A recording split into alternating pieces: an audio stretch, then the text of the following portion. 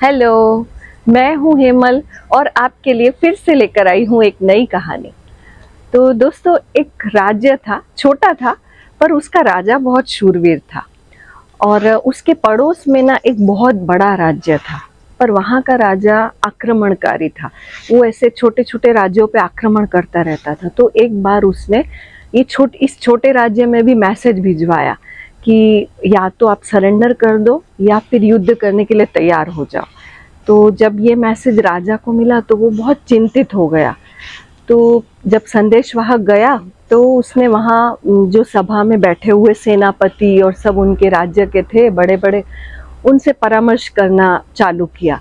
तो सबसे पहले सेनापति ने कहा कि मेरे हिसाब से तो राजा जी अब ये युद्ध करना सही नहीं होगा, क्योंकि हमारी जो स्ट्रेंथ है उससे उस राज्य के सैनिकों की स्ट्रेंथ 10 टाइम्स ज़्यादा है।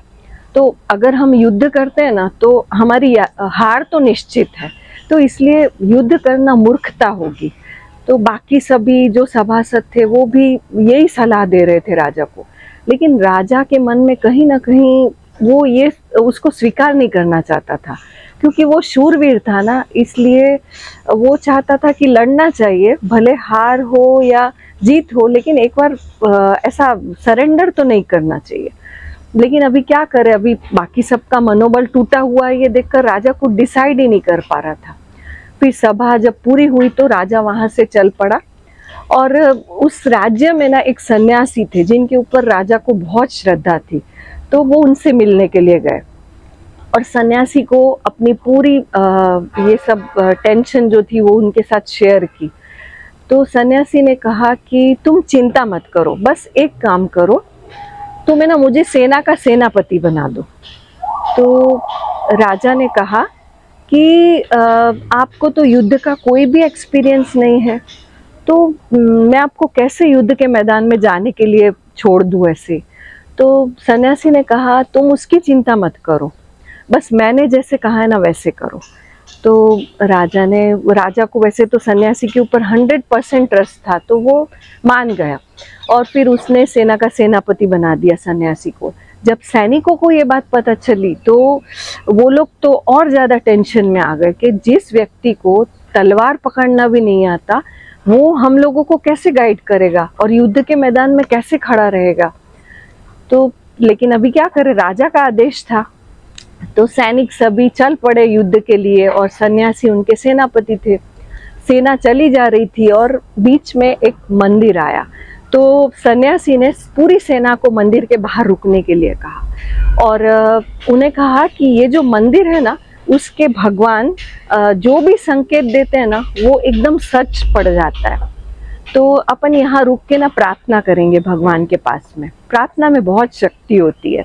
तो ऐसा करके सन्यासी जमीन पे बैठ गए, आंखें बंद कर ली, थोड़ी देर आंखें बंद की और फिर बाद में खड़े हुए और पूरी सेना को एक सिक्का दिखाया और सेना से कहा कि ये जो सिक्का है ना मेरे हाथ में, ये तय करेगा कि इसके माध्यम से मैं भगवान संकेत देंगे कि हमें युद्ध करना चाहिए कि नहीं करना चाहिए। मैं इसको हवा में उछालूंगा और अगर हेड्स आया तो हम ये समझेंगे कि भगवान ये संकेत दे रहे हैं कि युद्ध में हमारी विजय निश्चित है, हम जीत जाएंगे, तो फिर हम युद्ध के लिए चल पड़ेंगे। लेकिन अगर टेल्स आया तो हम समझ जाएंगे कि भगवान हमें ये कहना चाहते हैं कि इस युद्ध में आपकी हार होगी, तो हम यहाँ से ही सेना लेके लौट जाएंगे, युद्ध नहीं करेंगे, सरेंडर कर देंगे। तो सैनिकों को ये सुन के बहुत अच्छा लगा। एक तो सन्यासी थे इसलिए उनकी बात पे तो सबको विश्वास होता है ना कि नहीं भैया, इस मंदिर के जो भगवान है वो एकदम होंगे ऐसे पहुंचे हुए। तो सभी बस राह देख रहे थे। सन्यासी ने हवा में सिक्का उछाला और एकदम आतुरता के साथ सबकी नजरें सिक्के के ऊपर थी और जैसे ही सिक्का जमीन पर आया सबने देखा कि उसमें हेड्स आया। तो ये देख के तो सैनिक इतने खुश हो गए, उनके मन में इतना बड़ा विश्वास जाग गया कि अब भगवान हमें संकेत दे रहे हैं कि अब हमारी हार नहीं होगी और हम युद्ध के मैदान में जीत के आएंगे। तो सारे सैनिक एकदम जोश से भर उठे और वहां से बस जय जयकार करते हुए, नारे लगाते हुए वहां से युद्ध के मैदान की तरफ चल पड़े। और वहां पर भीषण लड़ाई हुई उसमें, पर ये जो छोटे राज्य के सैनिक थे उस एक एक सैनिक ने सामने वाले राज्य के 15-15, 20-20 सैनिकों को मार गिराया। और थोड़ी देर में तो पूरा मतलब युद्ध के मैदान में सारे सैनिक, दूसरे जो शत्रु राज्य के सैनिक ढेर पड़े हुए थे, और ये लोग विजय घोष करते हुए खुशी खुशी वापस आए। और जब वापस जा रहे थे ना, तो बीच में फिर से वो मंदिर आया। तो सभी सैनिक वहां खड़े होकर भगवान का धन्यवाद करने लगे कि आज भगवान आपने संकेत नहीं दिया होता ना, आज आपके कारण ही बस हमारी विजय हुई है, वरना हमारी पराजय तो निश्चित थी। तो ये जब सन्यासी ने सुना ना, तो सन्यासी ने उस समय अपने पॉकेट में से वो सिक्का निकाला, और सन्यासी ने कहा कि मैं ना आपके साथ एक बात शेयर करना चाहता हूँ। मैंने आपको झूठ कहा था, ये जो सिक्का है ना, ये खोटा सिक्का है। इसके दोनों साइड में एक्चुअली हेड्स है, टेल्स है ही नहीं। तो आपको ना, अगर मैं ऐसा नहीं करता ना, तो आपके अंदर जोश नहीं भरता था। लेकिन आपको ये जो जीत मिली है ना, वो एक्चुअल आपने ही वो जीत दिलाई है।